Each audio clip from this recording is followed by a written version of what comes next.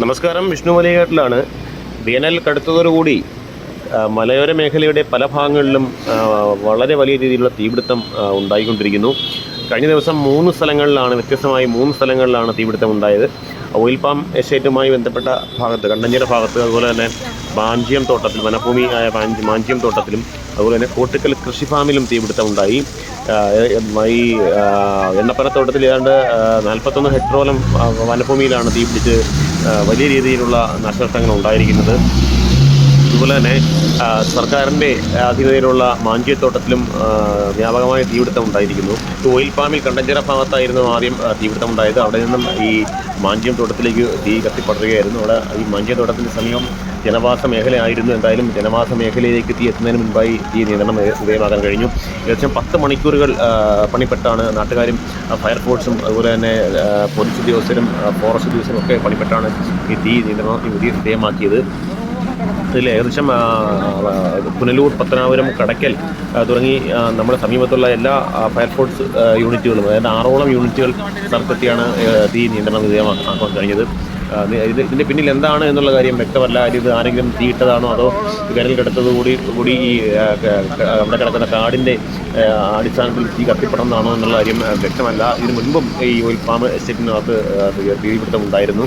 എന്നാലും കോട്ടുക്കൽ കൃഷി ഫാമിലും അതുപോലെ കഴിഞ്ഞ ദിവസം നല്ല രീതിയിൽ തീപിടുത്തമുണ്ടായി. അവിടെയും ഫയർഫോഴ്സ് യൂണിറ്റ് എത്തിയാണ് തീ നിയന്ത്രണം വിധേയമാക്കിയത്. ഈ ഓയിൽ പാം എസ്റ്റേറ്റിലെ നിലവിലുള്ള അവസ്ഥ എന്ന് പറയുന്നത്, തീ പൂർണ്ണമായും കെട്ടടങ്ങിയിട്ടില്ല. അവിടെ ഈ റീപ്ലാന്റേഷന് വേണ്ടി അവിടെ പഴയ എണ്ണപ്പനകൾ മുറിച്ചിട്ടിരുന്നു. ആ മുറിച്ച് തറയിൽ കിടന്ന എണ്ണപ്പനകൾക്ക് നല്ല തീ പിടിച്ച് കത്തിയിരുന്നു.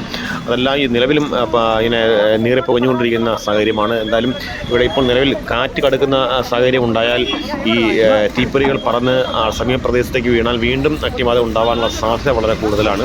എന്തായാലും ഇവിടെ എണ്ണപ്പന എസ്റ്റേറ്റിലെ ഉദ്യോഗസ്ഥരും നാട്ടുകാരും ഒക്കെ കരുതി തന്നെയാണ് നിൽക്കുന്നത്. ഇനി തീപിടുത്തം ഉണ്ടാവാതിരിക്കാനുള്ള സാഹചര്യം അവർ ഒരുക്കാനുള്ള ശ്രമത്തിലാണ്. Reporter Vishnu Valiyakattil, channel V.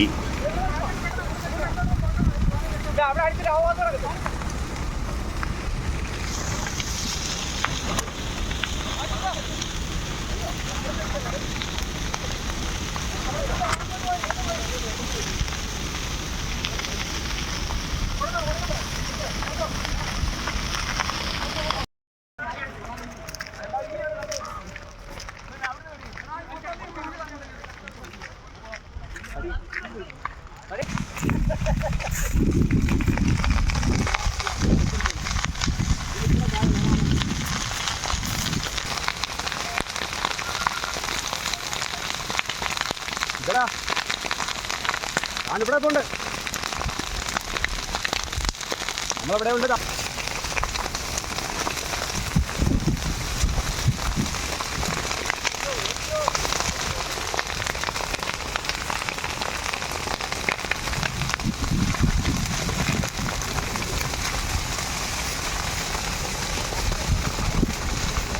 കാട്ടിങ്ങോട്ടാ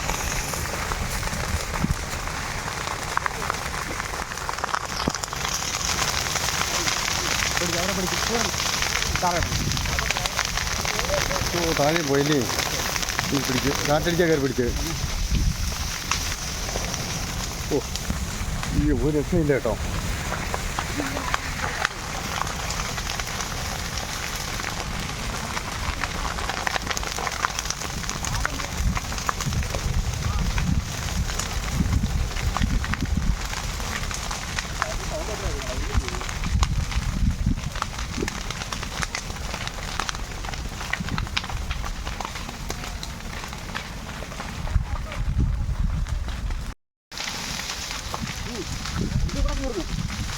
ഇവിടെ മരമുള്ളൂ, കാത്തിരിക്കാതെ അല്ല, ഇത് അത്ര പക്കൽ ഇവിടെ മരമുള്ളൂ. പക്ഷേ അങ്ങോട്ട് ഇറങ്ങിക്കഴിഞ്ഞാൽ ഒരു രക്ഷയില്ല. അതുകൊണ്ട് അപ്പുറത്തേക്ക് കയറി പിടിച്ച് പാലക്കാട് തോട്ടം പാലിക്കും.